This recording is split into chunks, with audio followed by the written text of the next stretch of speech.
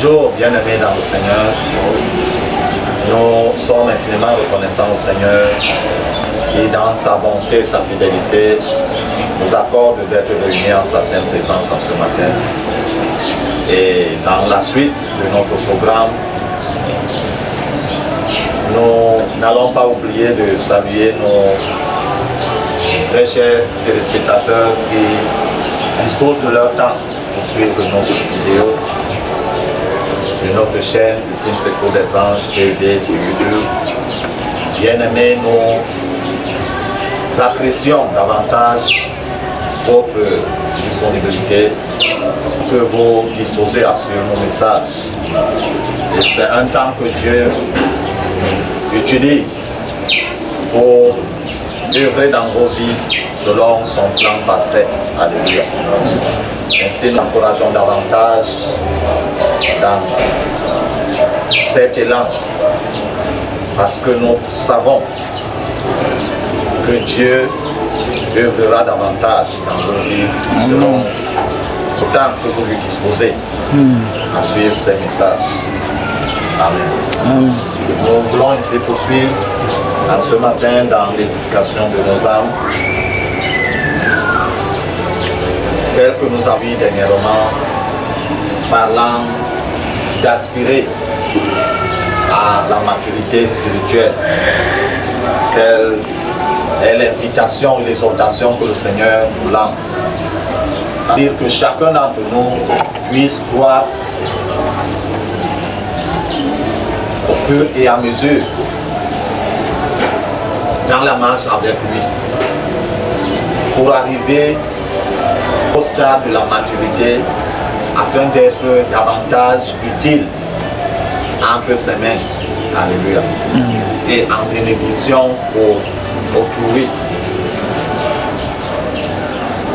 Comme dans la croissance naturelle des êtres humains, lorsqu'un enfant naît, il est aux soins, aux petits soins, c'est-à-dire tous ses parents prennent soin de lui, font tout autour de lui, lui donnent tout l'encadrement nécessaire, parce qu'à ce stade-là, il est à la merci de tout. Lorsqu'il a faim, il pleure. Lorsqu'il a fait sel dans sa culotte, il pleure. Lorsque ce sont les urines, il pleure. Lorsque c'est la chaleur, il pleure. Lorsque chaque chose qui le dérange, il pleure. Et ce n'est pas les pleurs qu'il exprime ses émotions au travers des circonstances de la vie. Mais au fur et à mesure que l'enfant grandit, sa conduite et son plan changent. Alléluia. Au fur et à mesure, aussi longtemps qu'on prend soin de lui, il y a croissance dans sa vie. À un moment, il commence à prononcer les syllabes. Et au fur et à mesure, il commence à parler. Et par la suite, l'enfant commence à s'efforcer à parler. Même si ce qu'il dit, on ne comprend pas, mais lui, il sait qu'il est en train de s'exprimer. Et au fur et à mesure, jusqu'à ce qu'il maîtrise la langue de son environnement. Et alors, il commence à s'exprimer effectivement avec ceux qui sont au-devant de lui. De toute manière, Dieu voudrait que nous puissions grandir spirituellement dans notre marche avec lui. Nous avons dit la fois dernière que cette croissance spirituelle est question d'obéissance au Dieu. Amen. Ce n'est pas question du temps mis dans la maison de Dieu. On peut avoir mis 10 ans, 20 ans, 30 ans, mais même 50 ans. Mais qu'on soit toujours un bébé petit enfant. Si l'obéissance à la parole de Dieu n'est pas effective dans notre vie, malgré la faiblesse de notre chair, nous mettons du temps faisons de Dieu, mais spirituellement nous serons toujours des petits enfants. Et quand Dieu s'adressera à nous, il s'adressera à nous comme des petits enfants. Parce que nous les hommes, nous avons une perception limitée. Quand nous regardons, oh, mon frère, s'il a déjà fait 3 ans, 4 ans, 5 ans dans la maison de Dieu, on commence à lui donner des tâches. Donc, il fait tant bien que mal. Si ce frère va s'efforcer selon le peu d'enseignements et d'instructions qui lui sont donnés à faire.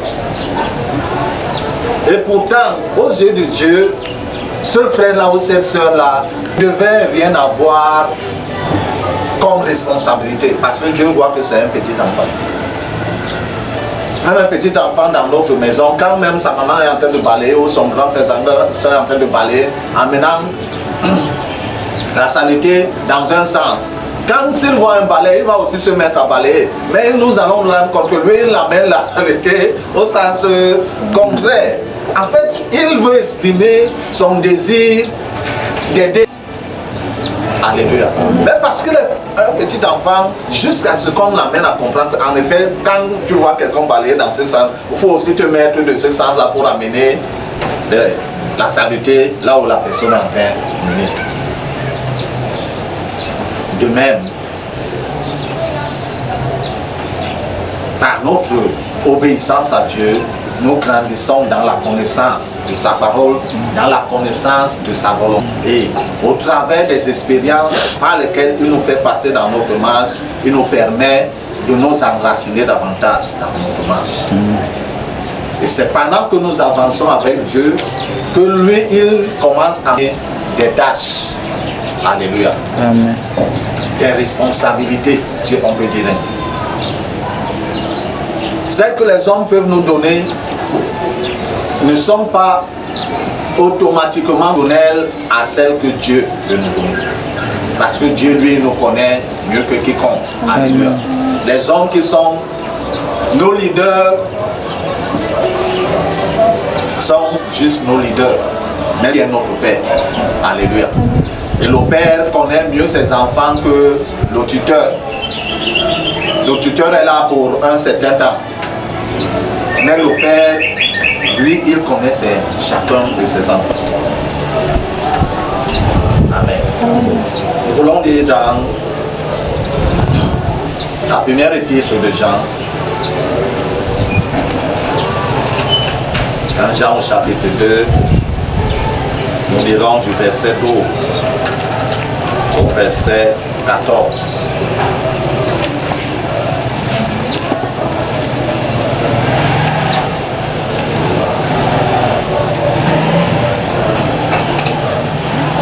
Jean chapitre 12, chapitre 2, verset 12 à 14, dans ma version il est écrit: Je vous ai écrit, petits enfants, parce que vos péchés sont pardonnés à cause de son nom. Je vous ai écrit, Père, parce que vous connaissez celui qui est dès le commencement. Je vous ai écrit, jeunes gens, vous avez vaincu le mauvais. Je vous ai écrit, petits enfants, parce que vous connaissez le Père. Je vous ai écrit, Père, parce que vous connaissez celui qui est dès le commencement. Je vous ai écrit, jeunes gens, parce que vous êtes forts, que la parole de Dieu demeure en vous et que vous avez vaincu le mauvais. Alléluia. À travers de ce texte, le Seigneur nous montre les stades de croissance dans la marche avec lui. L'apôtre Jean, en écrivant, il a écrit un grand... Mais dans cette portion que nous venons de lire, il parle tant aux petits enfants qu'aux jeunes gens coopèrent. Alléluia. Et ici, c'est dans le domaine spirituel. Les petits sont pas les petits enfants physiques. C'est-à-dire ceux-là qui viennent de s'engager avec le Seigneur, bien entendu, et même ceux-là qui ont mis le temps avec le Seigneur, mais dont l'obéissance n'est pas proportionnelle à ce temps mis en marche avec le Seigneur. Devant Dieu, ils sont que des petits enfants. Et d'autre part, d'autres apôtres ont dit que la nourriture là, je vous ai donné seulement quoi? Et non pas la nourriture solide. Pourquoi? Parce que vous êtes encore les petits enfants. Et nous savons que les petits enfants, c'est le lait qu'on leur donne. Il n'a même pas encore les dents. Tu lui donnes la nourriture solide. Tu veux l'étrangler, l'étouffer.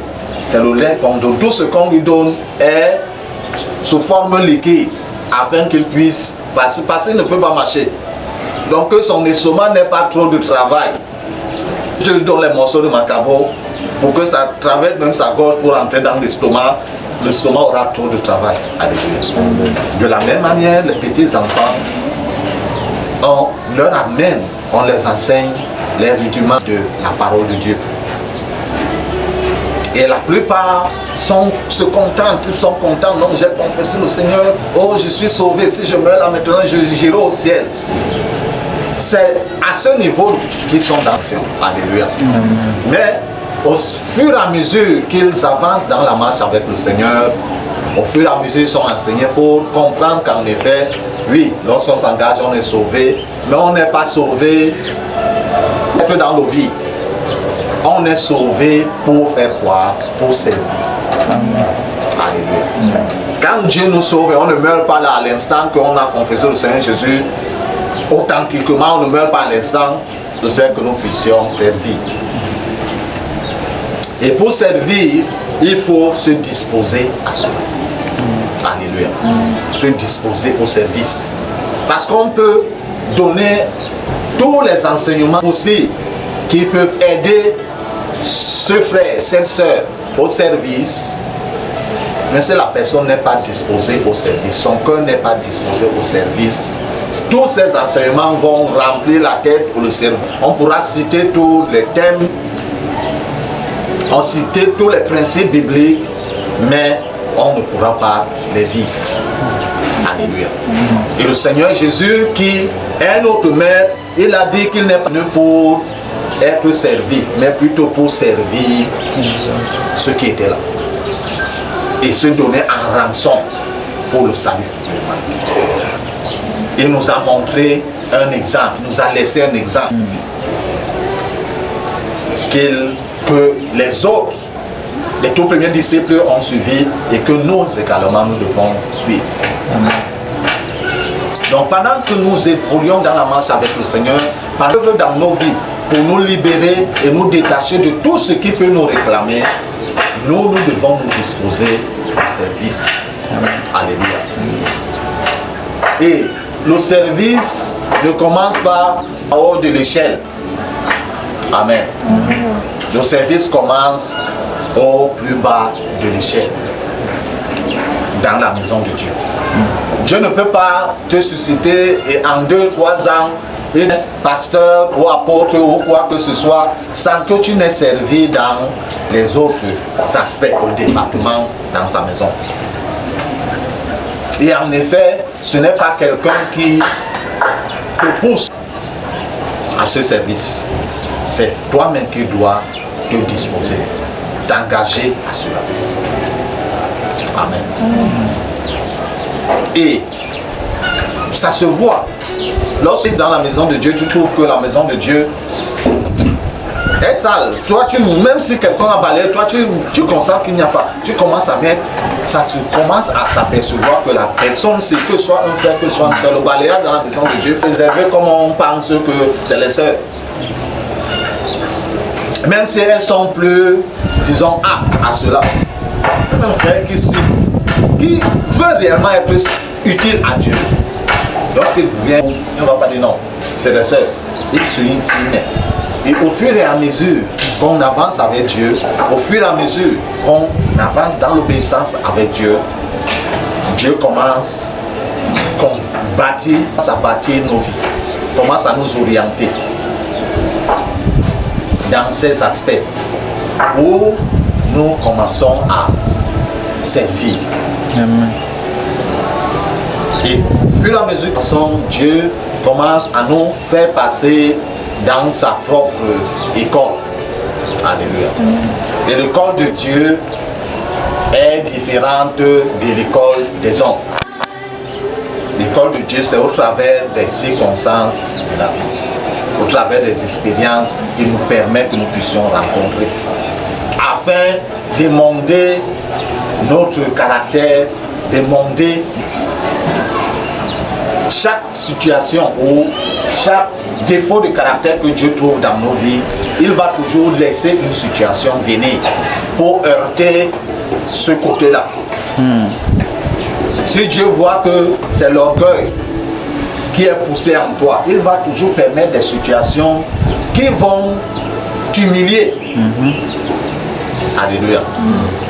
Toujours, il va permettre des situations qui vont venir pour t'humilier. Dieu ne veut pas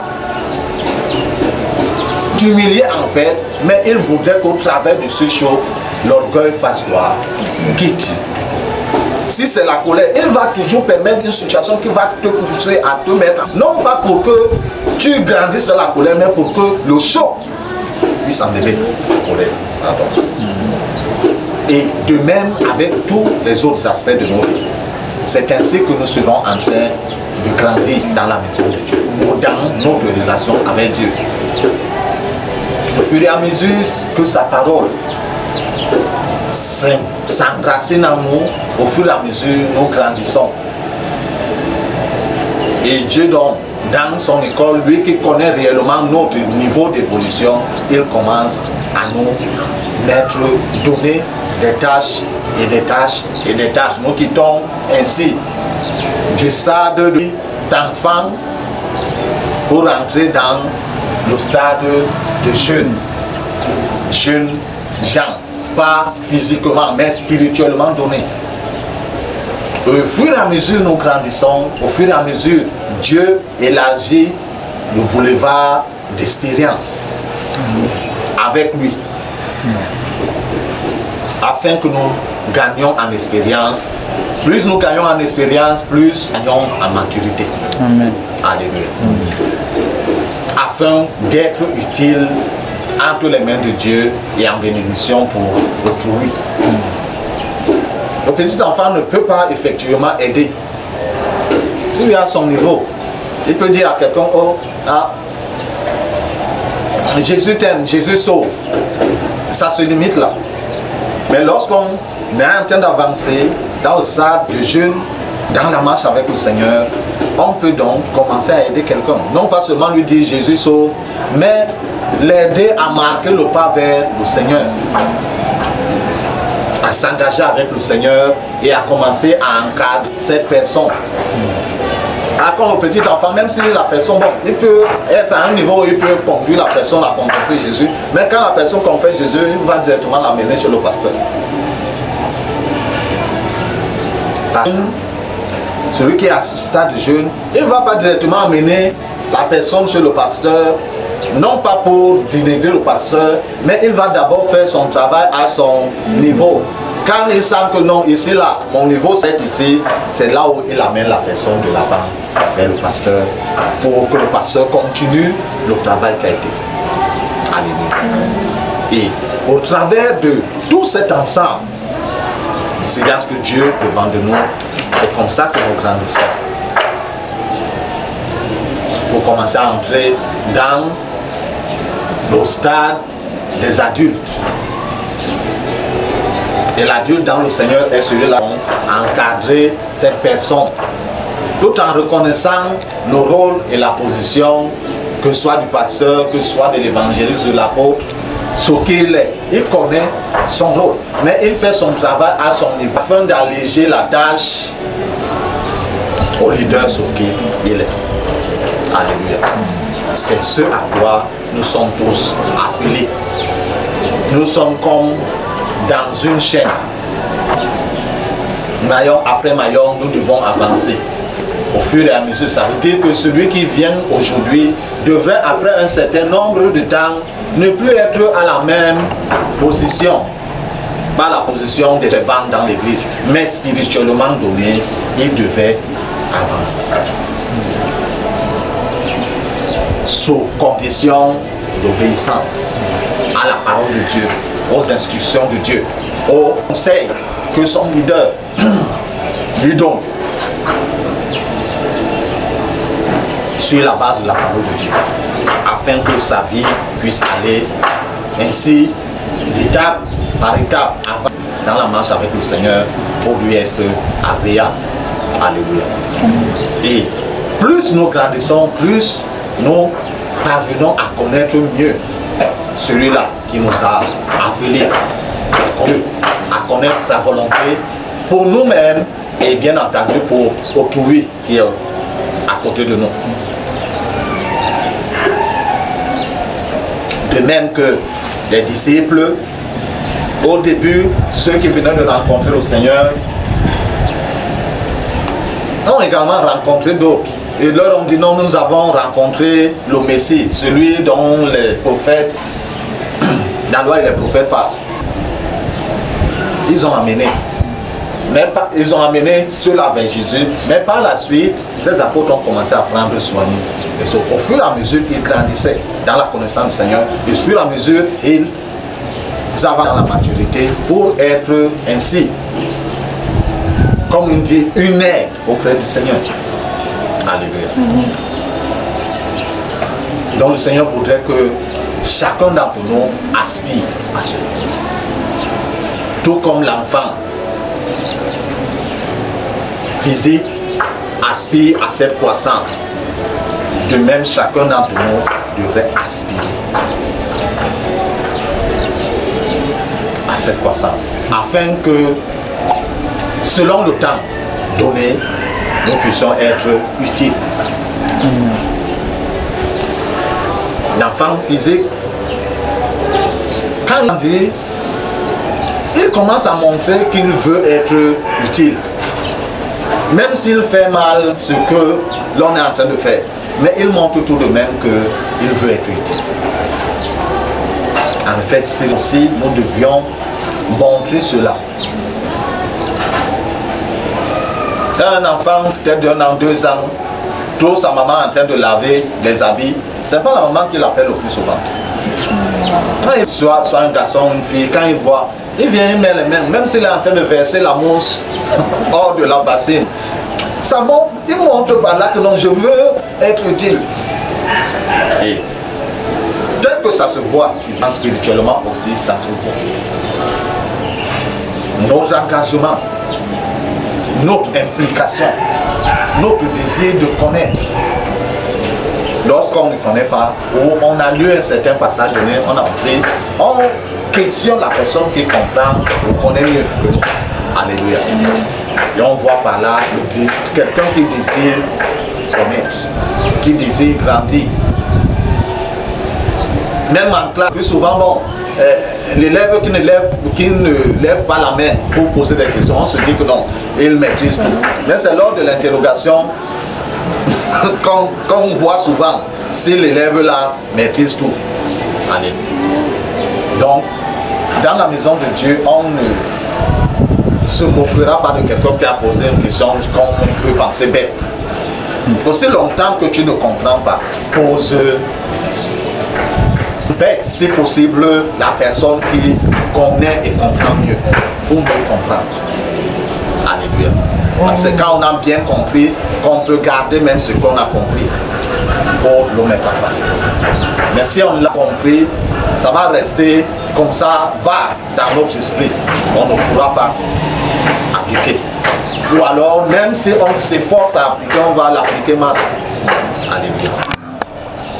Le Seigneur qui voudrait ainsi nous voir, nous épanouir dans notre marche avec lui, nous attend les bras ouverts. Alléluia. Pour nous aider davantage, nous enseigner davantage. Parce qu'il y a un enseignement que les hommes donnent selon la grâce que Dieu leur a donnée, mais il y a un autre enseignement que Dieu lui aussi ajoute pour que tu puisses avoir un bon équilibre dans la marche avec lui et que tu sois utile entre ses mains et en bénédiction pour ton prochain. Que ce soit dans la maison de Dieu, que ce soit dans ta famille, que ce soit dans ton voisinage. Alléluia. Que le Seigneur bénisse ainsi sa sainte parole dans nos cœurs, mais surtout que nous puissions la garder et la mettre en pratique. Amen. Seigneur de fidélité, Dieu Tout-Puissant, au nom de Jésus-Christ de Nazareth, je lève en ce matin davantage par rapport à cette parole que tu nous adresses. Dieu de bonté pour cette personne, Seigneur, qui disposera les minutes de son temps pour suivre, Seigneur notre Dieu, ce message. Ô Père, que ce soit, Seigneur notre Dieu, une personne d'un âge avancé, que ce soit un adulte, que ce soit, au Père éternel, notre Dieu, un jeune homme, que ce soit au Seigneur un adolescent, que ce soit un enfant ou un petit, Père éternel, tout petit auprès de ses enfants, au Dieu de ses parents. Que ta main de grâce repose sur la personne. Amen. Pour l'amener à mieux comprendre, oh Dieu, par ton esprit, au nom de Jésus-Christ de Nazareth. Et pour l'amener, Seigneur, notre Dieu, à garder cette parole et à la mettre en pratique au nom de Jésus. Et pendant ce temps disposé, ô Père éternel, que tu étendes ta main de grâce pour intervenir dans sa vie, dans les circonstances, Père éternel, de sa vie. Oh Seigneur Dieu, dans les aspects même que la personne ne soupçonne pas. Or, avoir des problèmes, Seigneur, que tu étends ta main pour visiter la personne, pour intervenir, Seigneur, notre Dieu, notre roi, déstabilisant ce que l'ennemi a mis sur pied. Car tu connais mieux, oh Dieu, ses plans et ses ravages, Seigneur, notre Dieu, des êtres humains. Vois de quoi et de grâce que tu secours la personne au nom de Jésus-Christ. Quel que soit l'aspect de sa vie, oh Dieu, interviens, Père éternel, et apporte, Seigneur notre Dieu, la réparation au nom de Jésus-Christ. Apporte la vie éternelle au nom de Jésus-Christ. Apporte la délivrance au Seigneur des Seigneurs au nom de Jésus. Apporte la restitution, Seigneur notre Dieu, dans sa vie au nom de Jésus-Christ. Apporte, Seigneur Dieu, la restauration, oh Dieu éternel, afin que ton Saint-Nom soit davantage glorifié. Merci Père Tout-Puissant, parce que tu fais au-delà, Père éternel, notre Dieu, de ma demande, mais selon tes perfections divines. Ton Saint-Nom soit glorifié et célébré au nom de Jésus-Christ.